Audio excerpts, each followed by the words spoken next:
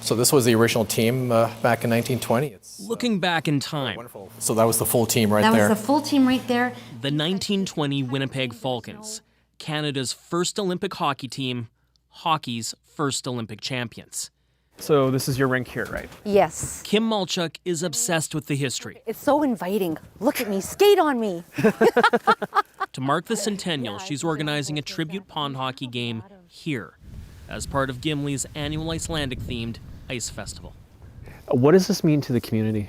If you pick up the Interlake News telephone book, all these names that were the 8 men that went to play in 1920, those names are still here. Yeah. It's still woven in our culture.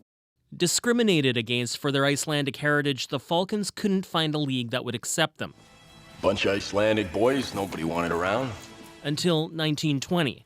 Just back from the First World War, they became unlikely Canadian amateur champions, then Olympic champions. And this was an underdog story that ended up being a momentous Canadian, world story. While it was the Winnipeg Falcons, most of the players either descended from or had strong ties here to Gimli. Now, 100 years on, it's the descendants of those players that have been keeping the Falcons story alive. That's him right there. Halder Slim Halderson was Steve Perkins' grandfather. That's the medal. What do people say when you show them this? They're amazed. It just fascinates me, this whole thing, and they swept through this tournament. He's dropping the puck Saturday. You know, the recognition that most of the Icelandic community felt that they never got. We did these. In replicas of the Falcons' original blue and green sweaters, 4 teams are hitting the ice for a few thousand festival goers. The adversity and the discrimination.